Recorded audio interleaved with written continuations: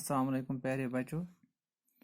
जमात छेम मजमून कशर अनवान बाहुक्यल अस पोर लेसन तो आज वो अमिक सवाल।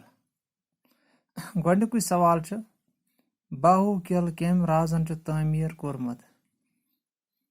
यानी अस पोर लेसनस मज कि जम्मू कश्मीरस मज कल पत काल प्रथ कुन जायन कल मौजूद तो जम्मू कश्मीरस मज रियासत जम्मू कश्मीरस मज वारिया कल तो उमवे मज पोर बाहुक्यल ये उमवे मज कल तो वह सवाल गोडनिक कि बाहुक्यल यह कम राजन तामीर कोरमत तो अमुक जवाब बाहुक्यल बाहुलोचन नाव राजन तामीर कोरमत। यानी तवे अम थो राजा बाहुलोचन अम थो अत पन्नस नावस पे नाव बाहुक्यल।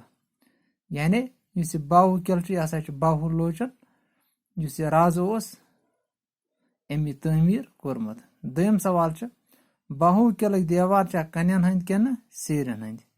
यानी बाहुक्यल अमिक देवार यानी यह वो तुम कि किल आसान अत अंद अंद देवार तो मंजबाग फौज खतर जाय बनाना तो अमिक देवार तम कन्न हंद किन सेरन हंद।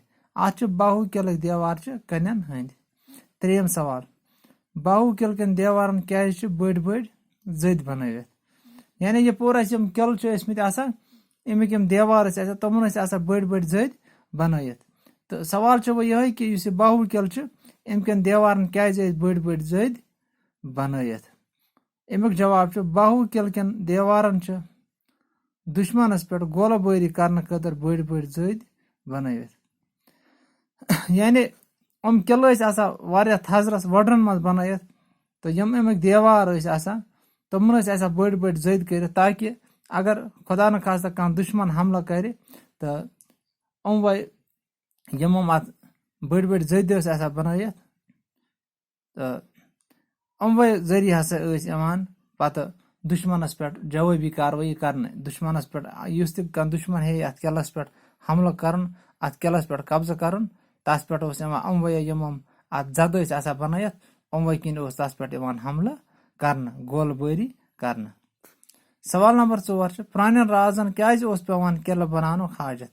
यानी यह लेसनस में गोडनिक पोर कि यम पुरान बादशाह पुरान राज तम अक्सर किल बनावान रियासत जाय मुल्क तम किल बनावान थजन थजन जायन तो वजह क्या उमन क्या किल बनानो हाजत पेवान। अत कि पुरान राजन जंगी जरूरत किन किल बनानो हाजत पेवान। यानी यम ते पुरान राज किल अम मूजूब बनावा ताकि यम वक्त जंग तम वक्त राज उमने यानी फौजस पे हमला गए तो ज्यादा फौज तो बे राज वगैरह अम सकी वजीर वगैरह उमने किलन अंदर बेहान तो ताकि रोजान महफूज। किल अत थद देवार दिथ तो यह महफूज जाय मान तो अम मूजूब पुरान बादशाह किल तामीर करान ताकि यम वक्त कह दुश्मन ये दुश्मन सुन फौज यह करे हमला तो किलस पे हेकान उबूर हासिल कर यानी किलस पे सहल सहल हेकान कब्जा कर तवे जंगी जरूरतों खतर किल बनावान ताकि बादशाह मुल्क वजीर या बाकी फौज रोजान महफूज। तो मे पूर उम्मीद कि यम सवाल आसन तो असल पे आमत समझ तो तुम हेको वुकन अत स्क्रीन शॉट तुरत क्वेश्चनन ताकि तुम पन कश सवाल कापी तथ पे करू तुम नोट तो पत करू असल पे याद तो बाकी वो इंशाल्लाह नयस लेक्चरस में। बाकी अस्सलाम वालेकुम।